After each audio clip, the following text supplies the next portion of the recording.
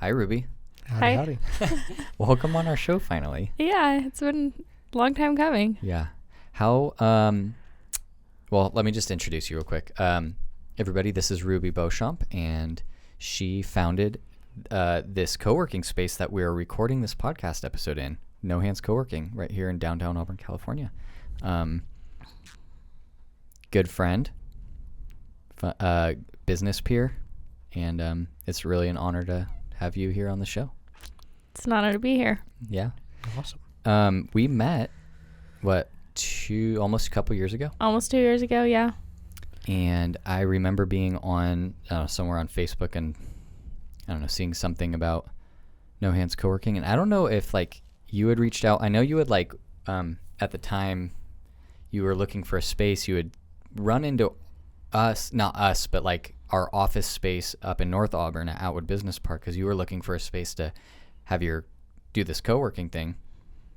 And we didn't meet, but then I saw you online and we connected and had a little Zoom call, which was really interesting because I almost never have a first conversation with somebody on a Zoom call. Mm-hmm. But that was fun, and I just really enjoyed coming across somebody in the community that was doing something to support entrepreneurs and all of that. So I think this is a good opportunity for you to kind of tell the story of how this all happened and came to be. Yeah. I mean, I know a little bit about it, but I mean, it's kind of a long story. that's okay. It's kind of a good thing. And I remember our Zoom call. And then I also went to one of your meetups pretty early on before I ever opened No Hands, I think. Mm-hmm. That was our first encounter. Mm-hmm. In person. Mm-hmm. Mm. Yeah, and I think it's funny that I found your guys' office. I remember taking a picture of your door, of your logo, Mm-hmm. and the words that said marketing web development, because I was like, maybe I should reach out to those guys and have them help me or figure out the world of marketing. Right. And yeah, that was back when I called every single phone number on every single sign that had A space for lease lease on it. I toured office space in North Auburn and downtown Old Town trying to find the perfect spot. And I was having a really hard time deciding where I wanted to go. And I ended up choosing this spot just because of the location. And once I learned Old Town Pizza was going to open up next door, if for some reason that in my mind just shifted the whole epicenter of downtown up north a little bit more. Yeah. Right. Because before this seemed just out of the way. Right. Yeah. But Yeah. it's a lot more Not relevant. It's over on this edge. totally of town. kind of obsolete. So, but now it's feels a little bit more a part of downtown. And how did you get to the point where you were even considering looking? I know the story is, the way I understand it so far, is it was almost on a whim to do this whole thing, and now we're sitting here. So Yeah. what was there a little spark of something at some point?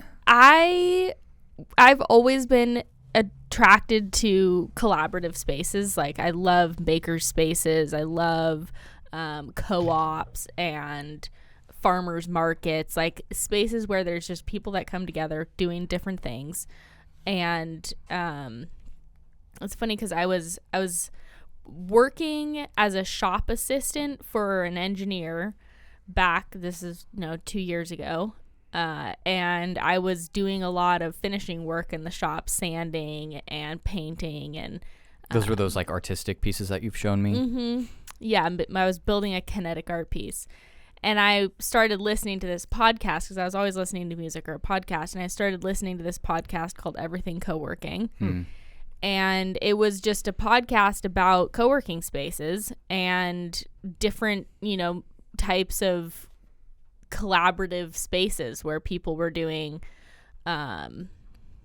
startup schools or Right, different different happenings variations of using, co-working. Yeah. Just any kind of space that has memberships and is shared, whether it's for a works, workshop, you know. I've seen like makers spaces and stuff like that. Yeah, so it's a podcast all about that kind of stuff. They'd have co-warehousing too, which is like for manufacturing companies. Right. That's probably existed for a while too, actually. It's definitely more mainstream now. Amazon, yeah. Because it's basically what an Amazon Etsy. warehouse is. A lot of people who are doing co-warehousing have Etsy fulfillment and Amazon fulfillment. It's giving me some good ideas. Anyways, I started binge listening to this podcast, and just I first learned about co-working when I was living in Portland. I went to college in Portland for 4 years, and there's a co-working space in almost every neighborhood. Like they're everywhere. Yeah, it's pretty ubiquitous up there. Yeah. And one of my friends was actually a member of WeWork, and I would go. He would like sneak me into WeWork, and I would go sit in one of their desks and do my homework to just get off campus and be in a different spot. And that was kind of my first introduction to co-working. And I loved it. I just thought it was such a great idea. And so, started binge listening to this podcast and had a rough idea of what co-working looked like because I had seen it in Portland. Right. And then I just saw a need for it here in Auburn in the community. And where it's basically non-existent. Yeah, it's non-existent and nobody knew about it. I mentioned it to a couple of people like, Auburn kind of needs a co-working space. And everybody's like, what's co-working? Right. I felt like I'd traveled back in time 10 years. Probably, more than that. And I never thought I would open a co-working space. It just sounded like a good idea. And I also had family friends that needed a co-working space and didn't even know that they needed a co-working space. Like my boyfriend, for example, he lives in North Auburn, and his employer was renovating their office, so everyone had to work remote, and his internet was so bad it couldn't support him working remote, so he moved to a family friend's spare bedroom in downtown Auburn and was working out of their bedroom because they had good internet. And then another one of his buddies moved back to the area from the Bay Area. This is kind of tail end of the pandemic. And he was running into the same issue where he was working remote for a company in the Bay Area and just couldn't really do his work because the Wi-Fi was so bad. Right. And, meantime, I'm noticing that coffee shops are full of people working on their computers and just like... And it's not that comfortable. I mean, there's like... It's not ideal. You get like a little tiny coffee, like literally like a coffee table. Yep. Yeah. Maybe. And it's loud. And there's you run out it's like nasty. Your there's computer dies and there's no power outlet nearby. Right. And yeah. So anyways, I just saw a need for it and thought somebody should open a co-working space. Yeah. And thought like, this is a good idea. Somebody should do it. And I mentioned it to a couple people and nobody knew what co-working was. And then I mentioned it to one of my friends, Genevieve. Yeah, who I see come through here now and then. Yeah, she uses the conference room. I mentioned it to my friend Genevieve, and she was like, this is a great idea. Like, agreed that someone should do it. But she kind of assumed that I would do it. Right. That's funny. And then a couple months later, she texted me and she was like, hey, did you ever find a space for your co-working idea? Because you're like, you're still on this, Genevieve? Yeah, I was like, what? I thought that was just like a thing in passing. And it was really her saying that kind of kickstarted me thinking like, okay, if someone should open a co-working space and this is a good idea, why not me? Right. And and it was funny because I had taken pictures of the for lease signs around town, and so like one day on my lunch break, as I was just working in the shop, I went outside and I just called all these brokers and realtors, kind of impulsively, like, all right, well, why not? Yeah, just to see. I was like, all right, like how much does it cost to rent a space? How big are the spaces that are available? And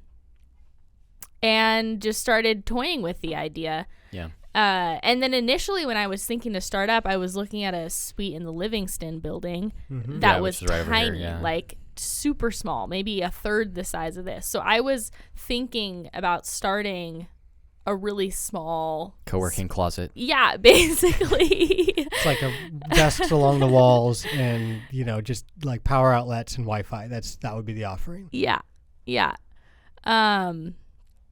And then I had really bad experience working with the property manager at the Livingston building, which was kind of a blessing in disguise because everybody says that that's not a good building to move into. Right. And I met Shayna Lennon. She was the broker for this space here. And this was actually the first suite that I looked at. She brokers a lot of commercial space in town. Right. I went on a tour with her and looked at like 4 different spaces in one day. There was another really cool space in Old Town, kind of over the bushes from Poor Choice. There's a professional center there. Oh, that's right. There was a downstairs area with a conference room and like 4 private offices, but it was kind of removed a little bit too. Yeah. Not super, but it's on the outskirts. Yeah. I always thought I was like, I'm going to have to build a trail to Poor Choice for this to make sense. I wouldn't put it past you. Carve out a little pathway through the blackberries. Yep. Put it more on the map. Anyways, this space I kind of dismissed. I kind of wrote it off. I was like, that, is like way too far outside of town, and it's huge. By the way, No Hands Coworking I could throw, if the window could open, I could throw a rock and hit Old Town Pizza from this table. Now. Yes. But at the time, that was the old Salvation Army. Yeah. And you're right. We're on the edge of the canyon, kind of. Yeah, but it's like, we walked. How many places do we walk to lunch? Like, everything's walking distance. Everything's walking distance. Yeah, I mean, it's right here. It's pretty central. Yeah, lunch is right there, like 50 options. And then Elm is right here. Mm-hmm. It's 80, 49. Yeah, we walk to the Save Mart shopping center. Across 80. Mm-hmm. Yeah, because on the over. So it's like, actually, and I find it to be really convenient to get to work, by the way. It's like you get off the freeway and then you hang a left and you're done. Yep. It's actually, I find it very convenient. That's one thing I find myself grateful for, like, every day. It's like an easy to get to work location. Yep. Sorry. That's okay. Yeah. It's true. I talk about it like it's in Colfax or something, but it's not that. It's not. It's right here. Where was I in my building story? Like, you wrote this off because it seemed so far. Yeah, I just kind of wrote it off. And then at some point I remember in my journey of all of this, I remember feeling really anxious that this space might have been sold already.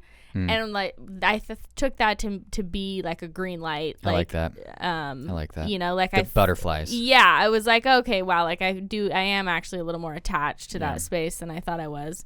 That's some good intuition right there. Yeah, that was a more intuitive moment in my journey. But no, so Genevieve too, she reached out and she was like, hey, did you ever find a space for your co-working idea? And she said that her dad, he worked for a company in Meadowview in the Bay Area, and they were closing down and they were auctioning off all their furniture. And that's where I got the workstations and everything. And this was like 8 months before I even opened. Yeah. And so I was like, okay, like I'll start calling brokers and realtors. I'll see what's out there. And she said all the furniture has to leave. This was at the end of April. So you're like, if I'm going to get it, I'm getting it now. Yeah. Well, from these people. My thought was like, okay, I'll get all this furniture. Worst case scenario, I sell it. Yeah. Worst case scenario, I just put it on Facebook Marketplace, put it on Craigslist and get rid of it later on. And store it somewhere in the meantime. And that's what I did. So I went and I had no idea how much any of this was even worth, but she was like, they need to get rid of it. So I would just lowball. Right. And entrepreneurial lesson of the day, always lowball. Yeah.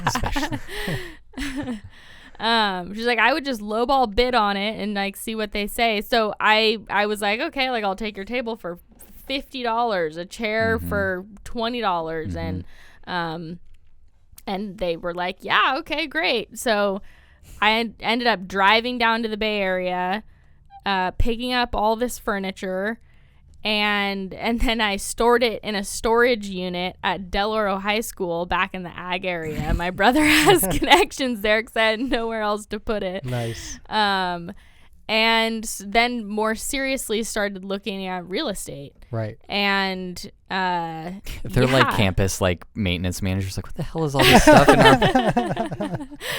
Well, just need a shovel. They had an ag festival at the school, and they needed to get into the storage unit, and so then I had to move all the stuff out, and I put it on Hayden's dad's trailer, and then I ended up just storing it on the trailer in their yard with a big tarp over it for the rest of the time until I moved in here. And that worked out perfectly because he had a project starting up. So all of a sudden you're invested in a bunch of furniture. Yep. And you're looking for space. Yeah. It's funny. That was a slippery slope into this whole thing. I kind of went backwards into it all. Damn it, Genevieve. This is really your peer pressure. That's awesome. Yeah.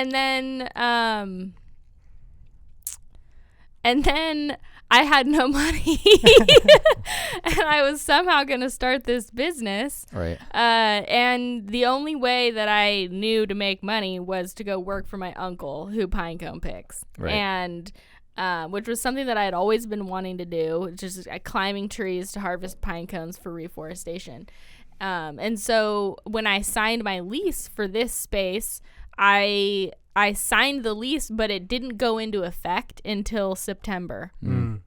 Or maybe it was October 1st, I think. So I signed my lease in June, but nothing happened until October. And so you kind of now have like this obligation. Yeah. And then no more money. And then you're like, okay, so in 3 months' time, I have all this stuff to do because I'm committed now.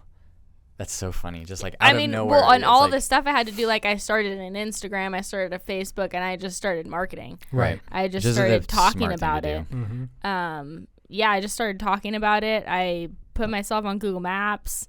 I took pictures of the empty space with no paint on the walls, no color, no anything, and posted them up. It's so interesting. Like some people understand like, hey, I'm going to start this. I need to start marketing it ASAP no matter what. I don't have a website yet. I don't have anything. And it's like there is some value to that because some people like want everything dialed. Like I got my cards, my website, my logo, everything, like space is finished, everything's finished. I totally understand that mindset. But it's interesting because like at the same time, like Haley kind of did it like you did it with Capital Floats. Like she was like marketing the shit out of it like well before it was open. And like I look at both of these scenarios and I'm like, it's just smart because like you got customers basically immediately. Yeah, I had my first member sign up in July. I remember emailing them before you're open. I remember emailing them saying like, we're not even open yet. We probably won't be open until, October, November. And he was cool with it. And then I got a few more members before I ever even opened. Ladies and gentlemen, you can sell something that you don't have. Actually. Yeah. I noticed coaches like coaches with like coaching programs do that. Or other anything that could be like an online cohort of sorts. So like for example, if I follow through with this whole like teaching people how to build their websites workshop thing, I actually need to sell it first and then fulfill it second. Whereas it can be natural for us to think, oh, I need a whole program put together before I market it. And it's like, no, not really. As long as you have like the nutshell idea, it doesn't really matter. As long as you have your things ready to go by the time it's ready to go, you're good. So yes, you can sell things before you have them. Yeah. Right. Promise it. Yeah. That's awesome. Just don't overpromise. Yeah. So it's June, you've signed your lease, and you need to get some sort of funding put together, and you said your uncle does pine cone harvesting. Yeah. So I basically went out and lived in the forest for a month and climbed trees, and then at the end of the season got a paycheck, made like $10,000, in a couple days of work in a few weeks, and that was my budget. So everybody listening to this right now is going to want to go pick pine cones. They're like, wait, whoa, back up. Sounds like the most epic summer job ever. Yeah, it is. I love it. So then you had some cash. Yep. And then that was my budget. I was hoping to make more money. I was hoping to make like $15,000. So I had kind of based my vision on that. Right. And then only having 10,000, I just started really slow. Like the first thing I did was install Wi-Fi. Mm-hmm. The second thing I did was install my electronic door locks. And once I had Wi-Fi and door locks, I let people come in. And honestly, I let people come in before then. Luke, who's a member here for like over a year since I opened, I gave him my physical key and he would come and let himself in on the weekends and study for his engineering tests. So I got Wi-Fi and door locks installed in a month. So I opened a month after my lease kicked off. Right.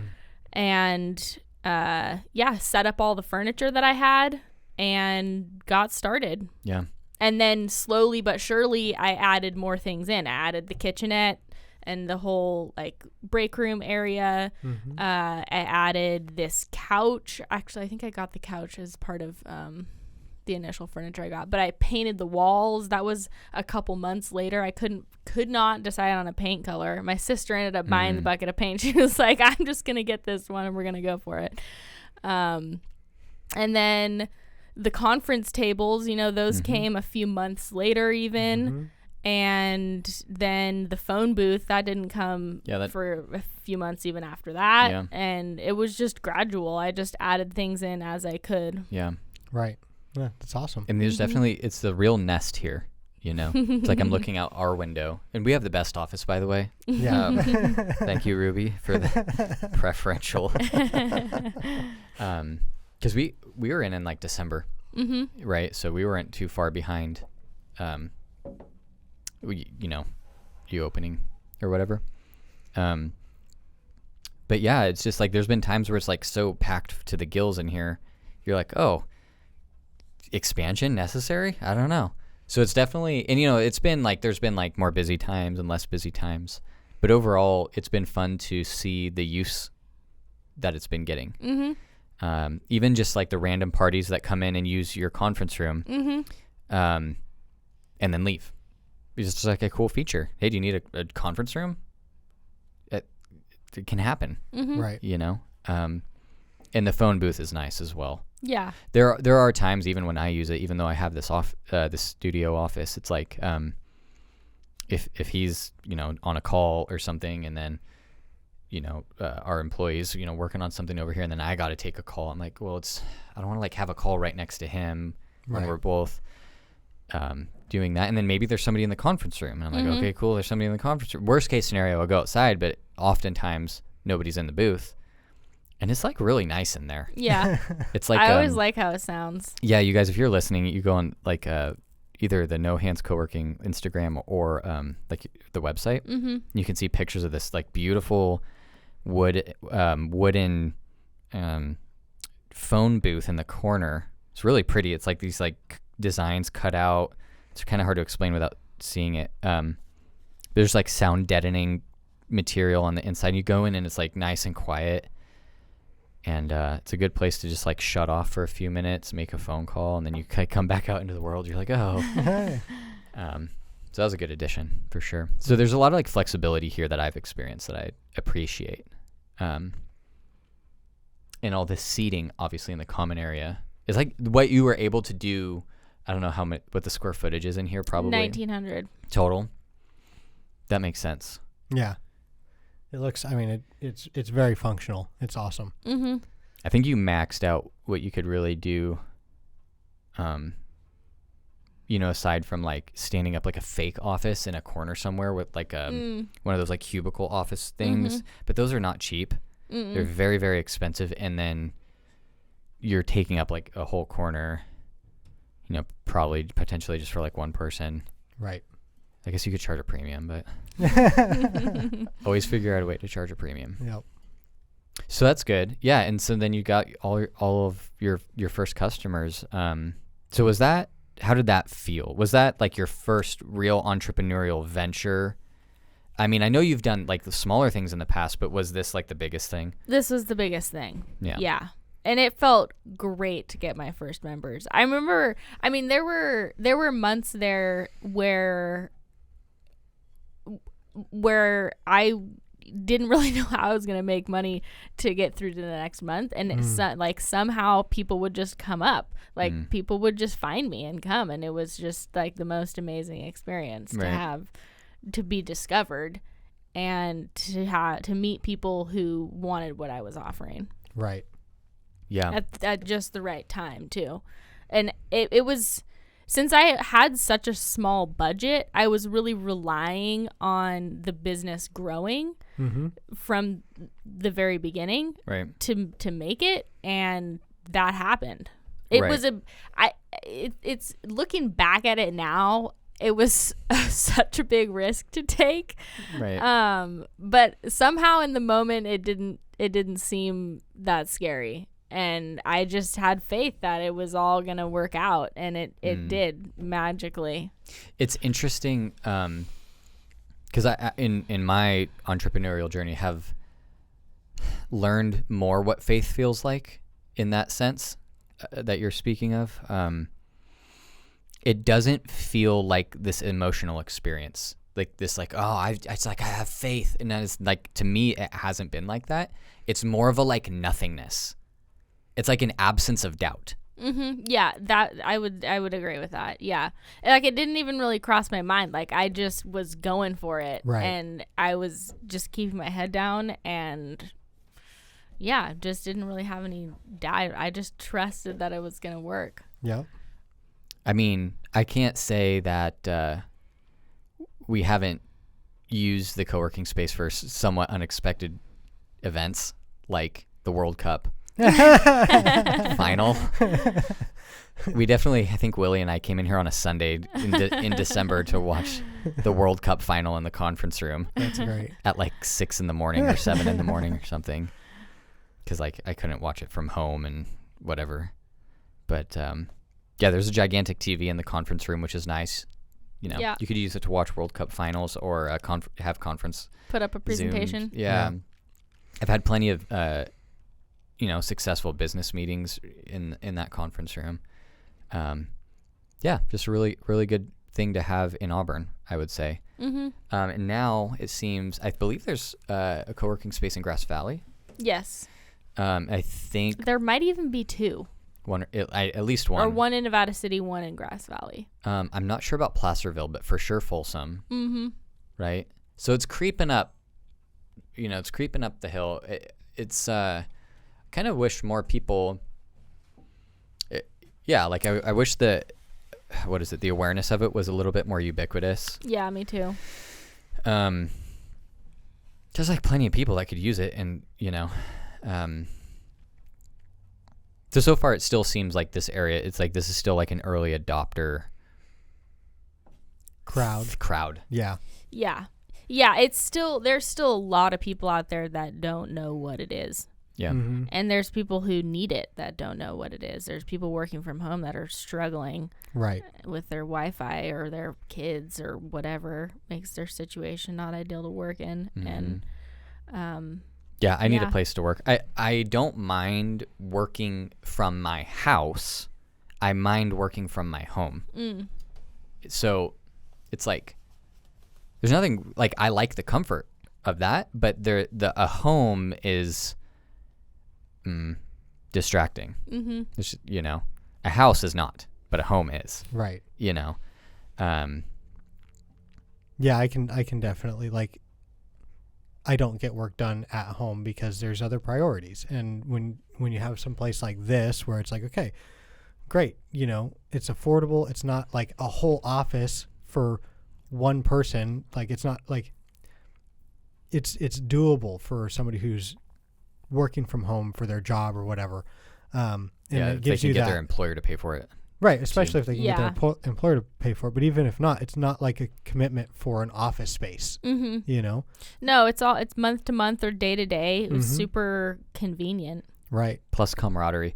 That, we have camaraderie with like everybody here. Mm-hmm. Yeah. And it's fun. I forget who I was talking to about it, but we were like praising the it sounds terrible, but it is what it is. Like the ability to like almost like bitch about your job and your coworkers like freely because You're there's not around them. there's nobody there's nobody, you can't get called out on it or whatever. It's like Right. you can like blow off that steam a little bit and it's like what does it matter? It doesn't.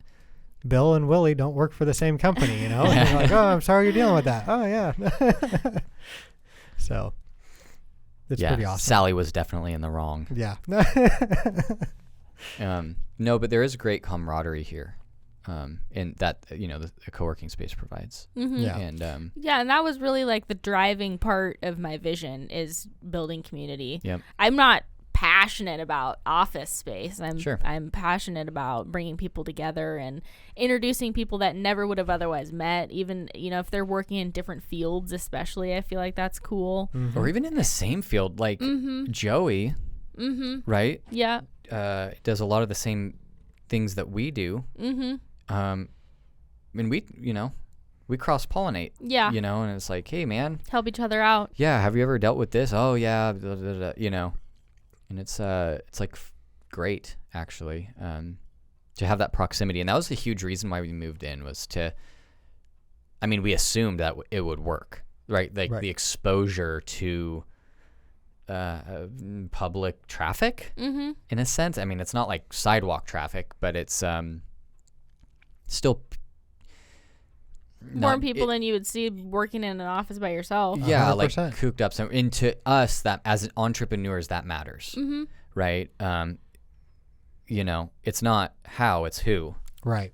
and since that's the case, it means meeting more people opens more doors and opportunities for you to take your venture from A to B Yeah, Right. absolutely. and from B to C and from C to D, Yeah. But you need the who. And so, I think moving in was like, one of the better things that we had done in the past 4 years, for Yeah. our business. Yeah, and then you become the word of mouth reference for the other people and vice versa. Right. And, then you're getting marketing traction and you Yeah. become the go-to people for the people that you're friends Yeah, with. and like not everybody is exactly who you need to meet, but it's like you can't control that. That's not No, the but point. it adds novelty to your whole work experience, Yeah. Yeah. And That's- then that's great for your creativity and thinking outside the box and whatever you're doing. Yeah. Yeah. And we're social creatures. And so having like people to interact with is just good for our brains. Mhm. So, But there's like a healthy distance too, right? So Right. it's like you have that, but you also have this common respect for the problem of, hey, we need to like cut this talk short so that we can get back to work. And you can it's like unsaid and understood. Mm-hmm.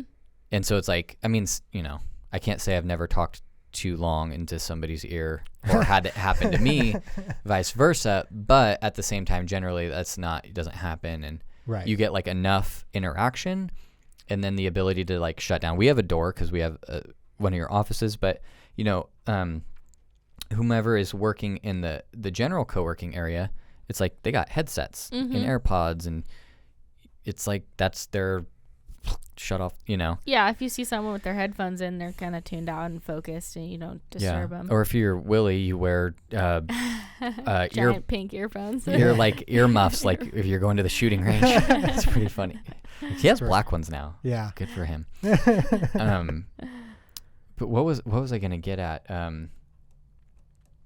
It's just a respectful environment. Like it's Oh, I overall remember now. really healthy environment. But I don't know if that's where you're going. But that's It's kinda not. where I was I'm going to change the subject. Okay. Actually, I was going to ask. Through this past, it's almost been 2 years. Yeah. Probably about almost 2 since you even like started getting started, not open, but It's been 2 since I started listening to that podcast and like thinking that I want to start this. yeah, Mm-hmm. those damn podcasts I know. influencing the way people think. I can't say that didn't happen to me. Right. Originally, there was one podcast. So I had the way I got started in entrepreneurship, long story short, was just, I had my job. I was making maps for an engineering company in Sacramento and living up here. And I don't know, I just started to reconsider, like I had finished school and everything. I had like hit all the marks, but I just like, I wasn't feeling, something was off. And I was, and I don't know, something about working for somebody else. Like I was having trouble seeing my future because like I wasn't really in control of it, or so I felt. And so I started dabbling in like, okay, maybe how do I make make more money with my photography hustle and this and that. And so I started listening to this podcast called Life Skills That Matter, which is like basically a self-employment how-to podcast in an interview format. The host just interviews different self-employed people, and just it's like formatted to like help people get the tips and tricks and motivation, and I don't know, almost like the social green light to like, hey, you want to quit your job and work on your own terms. Like that's actually, I think, one of the taglines. And it's like, I started listening to that, and that's what I needed. That was like a small enough ask. Mm-hmm. And then I started like, it started programming in my mind that like, wait, there are a lot of people that work for themselves, And so I think that was that podcast for me was the Life Skills That Matter and then that evolved into, finding like the Gary V's and that whole entrepreneur space. all the like widely known entrepreneurs, because then it's like you listen to this guy interview somebody, and then you look that person up, and then you go down this rabbit hole, and then you come to realize there's this whole world and industry around promoting entrepreneurship, which has its nasty side, all the BS and regurgitated content, like just like any other. Like any other. And it takes a certain amount of time to sift through that and to get your footing to realize like who's the real deal, given the real information from experience and all of that. But, I cannot say, or how would I don't want to double negative here. Surely for me, like the existence of podcasts has a huge part in me even having a business, and then of course having a podcast of our own. Right. Yeah, I mean, I never would have started No Hands had I not found that podcast that sort of laid it all out and got my mind gears turning. Through the whole process, what's one big lesson that you've learned? Like, it doesn't have to be the biggest, but just like, I know there's probably a few, maybe.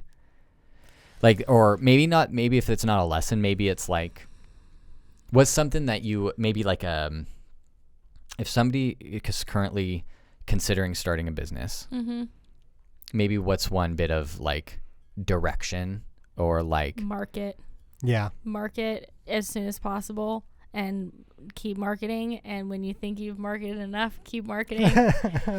And a code word for marketing is communicate. Communicate with the world. Yeah, just I would say get involved in the community. I mean, I joined the chamber, I went to your guys' meetup, I put myself out there. I feel like that was the best thing that I could have done. Had you not, even we wouldn't have found you probably initially or originally. Right.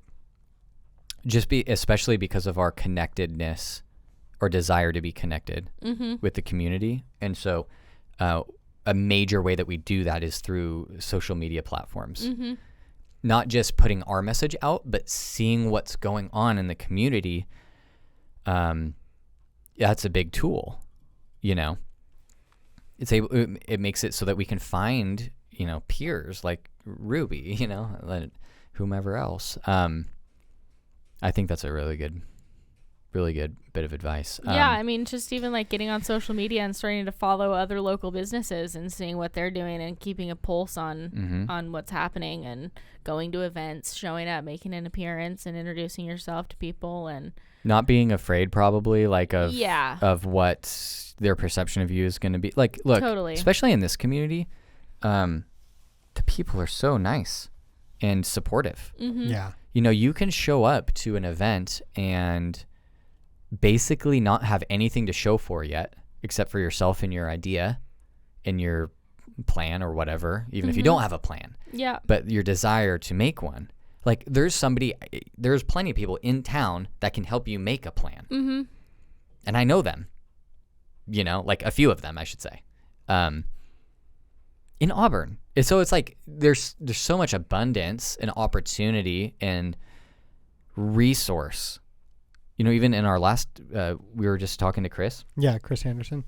He has a coach and has had a coach like through like a small business, basically like a government program where like the business coach gets paid by the program and then it's free to get the coaching as the business owner. Sweet. Yeah, it's really cool. And I'm like, oh, that's crazy that's a thing. But of course it's a thing because What a great resource. Right. what a great resource. And that's what I'm saying is like not only just the people in the community, but like even the government like is trying to like Yeah. help to the degree that they can. And anyway, it doesn't matter if you're in a small town is my point. No. I mean, especially if you're in a small town, you should go out and do It's almost things. better. There's nothing to worry about. Yeah. You know, there's nothing to fear out there, and it's a small community, so you start meeting people, you know, and then, you know, the world gets smaller. Everybody knows everybody, and It's weird. It gets smaller and bigger at the same time. yeah. Cuz that's interesting. It gets small. It feels like it gets smaller. But your opportunities grow. It's a little Yeah. bit more manageable. Yeah. Yeah. Yeah, definitely. And you grow as a person too. Mm-hmm. You know, that's a big benefit that I've drawn out of it. I'm generally an introvert, and like going to chamber events is like the last thing I want to do. It's like I gotta go talk to people I don't know and tell them about myself. Like that's terrible. But then you go and you do it, and you're like, oh well, people are interested and people are interesting, and like you have way more in common with people than you would imagine if you didn't do it in the first place. And they need your help. And they need your help, and sometimes you need their help, and it's not a big scary like these are the people you run into at the grocery store. right. Well, and that's like huge for me because I'm always like what if they judge me? You know, I was afraid of that yeah, that's initially. you know, lack of confidence or whatever you want to call it, but imposter syndrome. Mm-hmm. But as you go out and you meet these people, you begin to realize like everybody's been on a journey. Mm-hmm. Is currently Yeah, everybody's yeah. currently on a journey, and everybody like has different things that they're good at and different things that they're not good at. And, you know, even if you don't think you have anything to offer, you sure do have a lot to learn. So get out there and do it, you know? Yeah. So, Yeah, and I think the only thing I would tack on to like your advice of like meeting people and like expanding your network is like be a good person. yeah. Treat people well. You know, you don't have to wow them. Like, I don't know, I might have had that assumption when I was first starting out. Like, I have to impress everybody, or you know, whatever. I guess that's imposter syndrome, like trying to make up for it. Yeah. Back when I was doing what I was doing, I was just going for it. Yeah. I wasn't thinking too hard about. Just like I wasn't better. thinking too hard about it. I was just going for it. Yeah. That's awesome. Yeah. And I'm also, it's funny because then I was very extroverted. Now I'm more introverted. Mm-hmm. So marketing is challenging Right. as an introvert. It's just a different headspace to come at it from. But I still go to chamber mixers, and I went to the power luncheon the other day, and Oh yeah. I'm I missed that still, one. you know, doing things, putting myself out there, chatting with people. Right. Yeah. Yeah. It's the right thing to do. Mm-hmm. What's been the hardest thing? Marketing. That makes sense. No, I actually think. No. By the way, if you want to know if Ruby is like a genuine person, an authentic, honest person, your evidence is that her advice is to do the thing that she thinks is the hardest. Yeah. Yeah. You know what I mean? It's a constant struggle. Yeah. Yeah, it's like, don't be bashful. Like, post on social media. Like, try to break it. see how much you can post. I've definitely posted things that I've immediately regretted. Maybe not immediately because I regretted it too late. I couldn't backtrack, but it's just trial and error with social media, at least trial and error. Yeah, there's definitely that, but if you make a mistake, a good apology, and you just move on, Yeah, I haven't done anything that I've needed to apologize for, but just things that made me look like an idiot. But do you think they actually did, or is that just your own perception? I think I've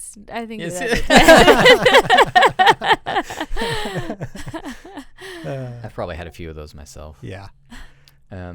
Yeah, Facebook's like, look back on this memory features, like really great sometimes like, and God, really terrible. No. No. Who let me have Facebook at 18? What was I doing?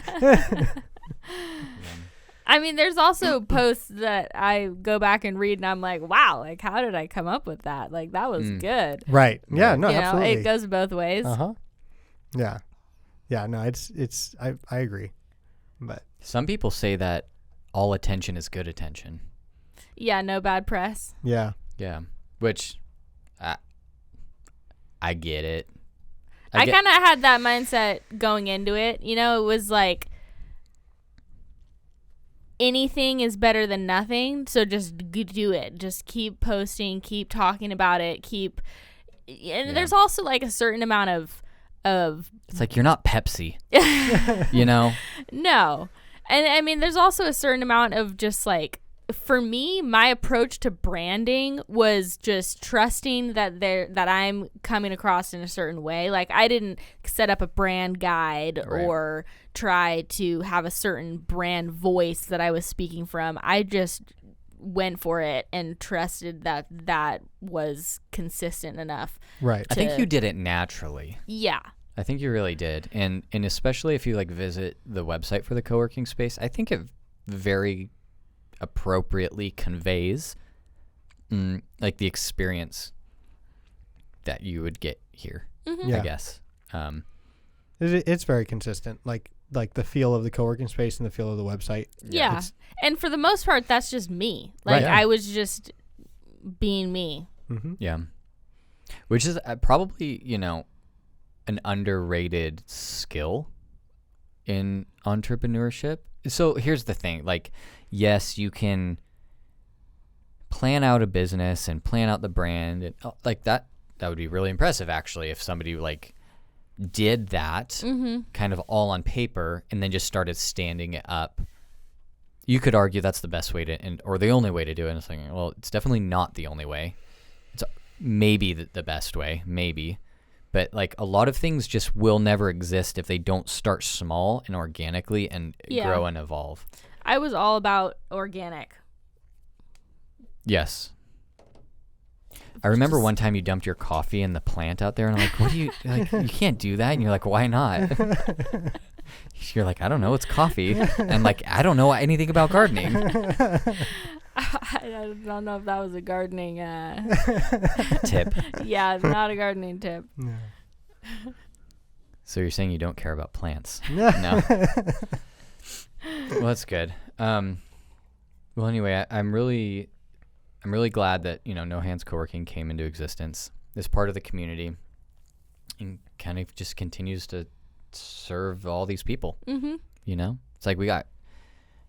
Just looking out here, we got an entrepreneur, we got, an accountant, we got a production artist, there's another web designer out here, there was an engineer, got another startup over here, real estate, financial start. Like, it's cool. Mm-hmm. Yeah. I'm glad it exists. Yeah, me too. Thank you for bringing it to town. Mm-hmm. Absolutely. So, anything else you want to say?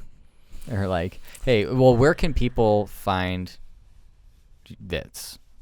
Yeah. online? Anyone can look up No Hands Coworking on Instagram, on Google. No Hands Coworking. I have Google My Business page. The website's nohandscoworking.com. We're on Facebook. Cool. I guess we could cover just real quick. What are the different ways that people can like participate? People can participate by getting day passes and dropping in for the day, getting punch cards, which is a 5-day or 10-day punch card, or getting a monthly membership and coming and working as often as they want. Monthly memberships give you 24/7 access, so you can come early in the morning and work late at night, whatever your jam is. And then also by renting the conference room. And if you don't need any of the resources that we have, then show up to the events. That we host events every so often, and different community members use the space to host events, and we market what they're doing and get the word out about it. So just following us and being connected to what we're doing and showing up if there's something that catches your eye is a great way to. Yeah. And there's been a variety, involved. like you said, Mm-hmm. a variety of different events. I mean, we've seen like off the top of my head, I've seen candle making. Mm-hmm. I've seen yoga or like breath work. Breath work. Yep. You have an end of life one going on right now. Yep. Yeah. What else has there been? There's been, well, then just plenty of people like renting the conference room. Mm-hmm. There was the city planning event. Was that? Oh yeah, Genevieve. Yep. Yep. We did a psychedelic meetup at one point too. That was pretty consistent for a little That's bit right. there. Mhm. You had kind of some sort of chit chat group going Yeah, on. deep chit chat. That was our little philosophy club. Philosophy club. That's fun. That's good. Anyway, so if you have like a little like event that could fit basically in like a conference room, Mm-hmm. It's like, well, 20 people maybe. That's a lot. like 18 max Yeah. Mhm. by pulling in chairs from the co-working space if they're all along the wall. Right. Yeah. And there's a big whiteboard in there. Like it's a very useful space. Yeah, big whiteboard, giant TV is a project. It's not a projector, but Huge to windows. When put you up open the blinds, just the light just pours in. Mm-hmm. Yeah. Yeah, a lot of natural light. So anyway, come check out No Hands Coworking if you're local and in town. Even if you just want to stop by. Yeah, if you just want to stop by, you can go online and book a tour on our website, which is a great way to just come and see the space and See what the options are and yeah. how it could work for you. Yeah, you don't have to get a membership. You can come by and just look around. As you should. Yeah. You come say hi to definitely us do as well. We'll make you a cup of coffee. There's a cool coffee station here. So Yeah, and if you leave it too long, Willie will bring it to you. I did that today too. If you leave your cup of coffee, he'll like bring it to you on the platter. That's great. It's like, does anybody need coffee delivery? Yeah. Cool. All right. Well, thanks for coming on the show, Ruby. Yeah, thanks for having me. Absolutely. Absolutely.